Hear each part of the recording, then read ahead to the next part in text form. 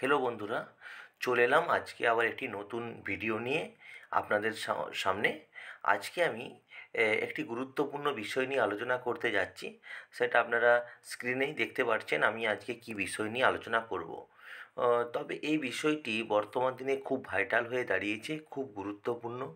এবং কেন গুরুত্বপূর্ণ সেটা আজকে 2024-এর একদম শেষ লগ্নে উপনীত হয়ে আমরা বুঝতে পারছি কেন এতটা গুরুত্বপূর্ণ সেভেন্থ এসএলএসটি হাই মাদ্রাসা রেজাল্ট।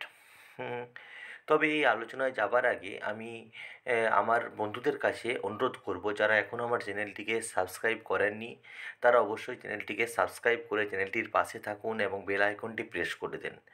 আর যেসব বন্ধুরা আমার নতুন আসছেন অথচ ভিডিও দেখছেন অথচ শেয়ার কমেন্টস বা লাইক করছেন না, তারা অবশ্যই ভিডিওটিকে লাইক কমেন্টস এবং শেয়ার করুন। আপনাদের একটি মূল্যবান মতামত আমাকে ভিডিও করার অনুপ্রেরণা জোগাবে। দেখুন, চলুন আলোচনায় যাওয়া যাক। আজকে আমি যে বিষয়টি আলোচনা করব সেটি হচ্ছে হাই মাদ্রাসা সেভেন্থ এসএলএসটি রেজাল্ট। আচ্ছা, এর এই সেভেন্থ এসএলএসটি রেজাল্ট অর্থাৎ হাই মাদ্রাসার একটি পুবের কলম পত্রিকাতে আমরা পেয়েছিলাম যে রেজাল্ট বেরিয়ে যাবে গত সপ্তাহে। কিন্তু গত সপ্তাহ পেরিয়ে গেল, এই সপ্তাহ মোটামুটি পেরিয়ে যাওয়ার আশায় আছে। আর 2 বা 3টে দিনের মধ্যে এই সপ্তাহটি পেরিয়ে যাবে। তাহলে 2 সপ্তাহ পেরিয়ে গেল, তাহলে কি পুবের কলম পত্রিকা মানে পুবের কলম পত্রিকা কি তার মর্যাদা রাখতে পারলো না? এটিও কিন্তু একটি বড়সড় প্রশ্ন হয়ে দাঁড়িয়েছে। তাহলে সেভেন্থ এসএলএসটি রেজাল্ট কবে বেরোবে হাই মাদ্রাসা? তাহলে কি আরও দিন গুনতে হবে পরীক্ষার্থীদের, যে হয়তো আরও 4 মাস 5 মাস 6 মাস 7 মাস পর্যন্ত অপেক্ষা করতে হবে? তাহলে নিয়োগ কবে হবে? এটাও কিন্তু একটি বড় প্রশ্নচিহ্ন সকল পরীক্ষার্থীদের কাছে। আর যদি একটা রেজাল্ট বের করতে 1 বছরের উপরে সময় লেগে যায় মাদ্রাসা সার্ভিস কমিশনের, তাহলে ছেলেমেয়েরা জয়েন করবে কবে? ছেলেমেয়েরা চাকরি করবেই বা কতদিন?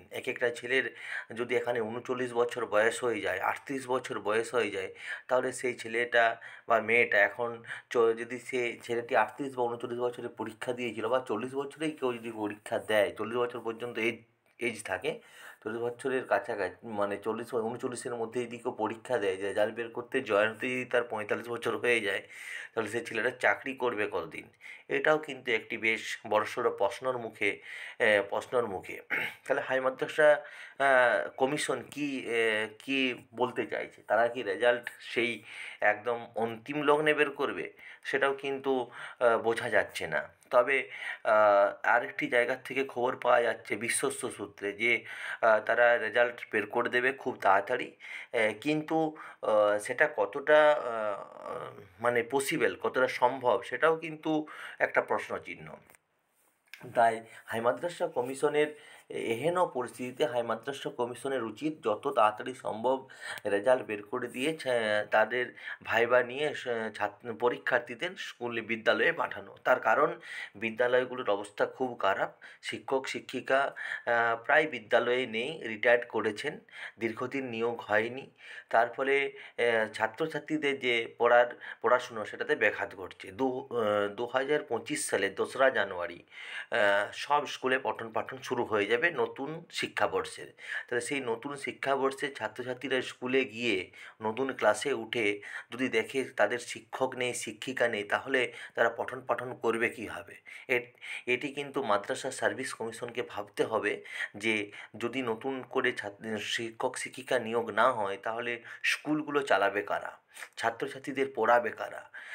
তাই মাদ্রাসা সার্ভিস কমিশনের কাছে বিনীত অনুরোধ, তারা যেন খুব তাড়াতাড়ি রেজাল্ট প্রকাশ করে দেয় এবং সঠিকভাবে খুব সুন্দরভাবে কোনো কিছু পয়েন্টে ব্যাঘাত না ঘটিয়ে তারা যেন খুব সুন্দরভাবে রেজাল্ট প্রকাশ করে ছাত্রছাত্রীদের বা পরীক্ষার্থীদের বিদ্যালয়ে পাঠানোর ব্যবস্থা করেন। আচ্ছা, 2 নম্বর প্রশ্ন, আসন সংখ্যা কি বাড়তে পারে? হ্যাঁ, এটাও কিন্তু একটা ভাইটাল। বর্তমান দিনে যে আসন সংখ্যা কি বাড়তে পারে, এটা বিভিন্ন সোর্সের মাধ্যমে বিভিন্ন জায়গা থেকে আমরা যতটুকুন খবর পাচ্ছি যে আসন সংখ্যা বাড়বে কি বাড়বে না। হ্যাঁ, অবশ্যই বিভিন্ন যে সোর্স বলছে বা বিভিন্ন মাধ্যম থেকে যেটা জানতে পারছি সেটা হলো আসন সংখ্যা বাড়বে, তবে নির্দিষ্ট করে কিছু বলা যাচ্ছে না কতটা আসন, কতটা সিট সংখ্যা মাদ্রাসা সার্ভিস কমিশন বাড়াবে। যদি এটা বাড়ে তাহলে আরও ভালো হয়, কারণ দীর্ঘদিন ধরে এসএসসি বা এসএলএসটি পরীক্ষা না হওয়ার কারণে অনেক ছাত্রছাত্রীরা বা পরীক্ষার্থীরা মানে নতুন করে পরীক্ষায় বসতে পায়নি। এরা যদি ভ্যাকেন্সিটা একটু বৃদ্ধি পায় তাহলে যারা পরীক্ষায় বসেছে তাদের ক্ষেত্রে সুবিধা হবে। তারা হয়তো তাদের কিছুটা সিট বাড়লে তারা স্কুলে যাওয়ার একটা আশার আলো দেখতে পাবে। তবে যে খবর আমরা পাচ্ছি বা আমার কাছে যে খবর এসে পৌঁছেছে বিভিন্ন মাধ্যমে, হয়তো কিছু সিট বাড়তে পারে, তবে সেটা তো এখন বলা যাবে না পরিষ্কারভাবে। তবে এইটুকুন আশা করে রাখতে পারেন বা পারো আপনারা, তোমরা, যে রেজাল্ট বেরোনোর পরেই বোঝা যাবে যে সিট সংখ্যা তারা বৃদ্ধি করছে কি করছেন না। তবে সিট সংখ্যা যদি বৃদ্ধি করেন তাহলে আগামী মানে রেজাল্টের পরেই বোঝা যাবে।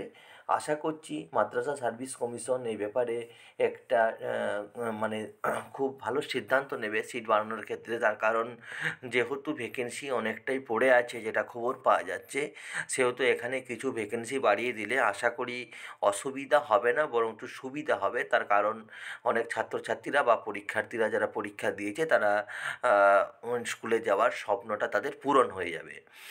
আর যদি সিট না বাড়ে তাহলে মাদ্রাসা সার্ভিস কমিশনের কাছে আমাদের পক্ষ থেকে, বিশেষ করে আমার পক্ষ থেকে একটি অনুরোধ, যেন তারা নতুন নোটিফিকেশন বের করে খুব তাড়াতাড়ি পরীক্ষার জন্য, কারণ এটা নিয়োগ হয়ে যাওয়ার পরে তারা যেন খুব তাড়াতাড়ি নোটিফিকেশন বের করে দেন। তবে আমার মনে হয় যে এই হাই মাদ্রাসা হাই মাদ্রাসা যে বোর্ড আছে, কমিশন আছে, সেখানে 7 এসএলএসটি রেজাল্ট বেরোনোর কিছুদিনের মধ্যেই হয়তো ওনারা ভাইবার প্রসেস চালু করে দেবেন। তবে ভাইবার প্রসেস চালু করে দেওয়ার পর, ভাইবা কমপ্লিট করে নেওয়ার পর তারা হয়তো রিক্রুটমেন্টের দিকে হাত বাড়িয়ে দেবে, কারণ তারা খুব তাড়াতাড়ি জয়েনিং করিয়ে দেবে বলেও আমরা খবর পাচ্ছি। বেশি দিনের হয়তো তারা ফেলে রাখবেন না। আর সিট আপডেটের ব্যাপারটা আমি আরও বললাম, আরও একবার বলে দিচ্ছি যে ভ্যাকেন্সি বাড়ার চান্স আছে। কারণ প্রতি পরীক্ষাতেই যখন কোনো কম্পিটিটিভ পরীক্ষা হয়, প্রথমে একটা টেন্টেটিভ ভ্যাকেন্সি থাকে, তারপরে পার্মানেন্ট ভ্যাকেন্সি মানে অরিজিনাল ভ্যাকেন্সিটা পাওয়া যায়। সেটা পরে সেটা কত বাড়বে বা কীভাবে কতটা বাড়বে সেটা পরের ব্যাপার। তো সেটা মাদ্রাসা সার্ভিস কমিশনের দ্বারা বোঝা যাবে, যে তারা নোটিফিকেশন দিলে যে এতগুলো সিট বেড়েছে বা এতগুলো সিট আমরা বাড়াচ্ছি। কারণ স্কুলগুলোর অবস্থা খুবই খারাপ, তারা এই দিকটা বিবেচনা করে যদি একটু স্থির বিবেচনা করে সিদ্ধান্ত নেয় যে স্কুলকে বাঁচানোর জন্য তারা সিট সংখ্যা বৃদ্ধি করবে, তাহলে কিন্তু অবশ্যই ভালো হবে। যাক, দেখা যাক পরের খবর কী হয়। আমরা আপাতত চোখ রাখছি মাদ্রাসা সার্ভিস কমিশনের ওয়েবসাইটের দিকে, কবে ওনারা রেজাল্ট দেন এবং রেজাল্ট দেওয়ার ডেট ঘোষণা করেন। কারণ রেজাল্টের উপরে অনেক হাজার হাজার ছাত্রছাত্রী, বলতে গেলে লাখ লাখ ছাত্রছাত্রী তাকিয়ে আছে কবে তাদের রেজাল্টটা বের হবে। এবং সে রেজাল্ট বেরোনোর পরে তারা স্কুলে যাবার স্বপ্ন দেখছে। তাই মাদ্রাসা সার্ভিস কমিশন যত তাড়াতাড়ি রেজাল্ট বের করে দেবে ততই পরীক্ষার্থীদের সুবিধা হবে বলে আমার মনে হয় বা আমাদের মনে হয়। আর এরকম খবর পেতে আমি যতটুকুন খবর পেলাম আজকে আমি আপনাদের সামনে তুলে ধরলাম। আশা করি আরও নতুন কিছু তথ্য পেলে আপনাদের সামনে আমি উপস্থাপন করতে পারবো বা করব। আর দুটো দিক বললাম, একটা হচ্ছে রেজাল্ট এই আগের সপ্তাহে বেরোয়নি, এই সপ্তাহে বেরোবে কি না জানা নেই, তবে 2-3টা দিন আছে। আশা করি যে এই 2-3টা দিনের মধ্যে না বেরোয়, পরের সপ্তাহে রেজাল্ট বেরোনোর চান্স কিন্তু আছে, এটা কিন্তু বলা যাচ্ছে। আর 2 নম্বর হচ্ছে সিট সংখ্যা বৃদ্ধি, আসন সংখ্যা বৃদ্ধি পেতে পারে, এটা কিন্তু বিভিন্ন সূত্রে খবর আমরা পাচ্ছি। তাই সিট সংখ্যা বাড়ালে মাদ্রাসা সার্ভিস কমিশনের যদি মাদ্রাসা সার্ভিস কমিশন কর্তৃক সিট বৃদ্ধি পায় তাহলে যারা পরীক্ষার্থী ছিল তাদের খুবই ভালো হবে, এটা নিশ্চিত করে বলা বলা যায়। আর এরকম ভিডিও পেতে আপনারা চ্যানেলটির সঙ্গে থাকুন, চ্যানেলটিকে সাবস্ক্রাইব করুন, চ্যানেলটির পাশে থাকুন এবং বেল আইকনটি প্রেস করে দেন। যারা নতুন নতুন ভিডিওটি দেখছেন, যারা আমার চ্যানেলটিকে সাবস্ক্রাইব করেননি, তারা অবশ্যই চ্যানেলটিকে সাবস্ক্রাইব করুন, একটা লাইক, একটা কমেন্টস এবং একটা শেয়ার করুন, যাতে আমি নতুন কিছু ভিডিও বানাতে অনুপ্রেরণা পাই। ধন্যবাদ সকলকে, ধন্যবাদ চ্যানেলটির পাশে থাকার জন্য এবং চ্যানেলটিকে ভালোবাসার জন্য।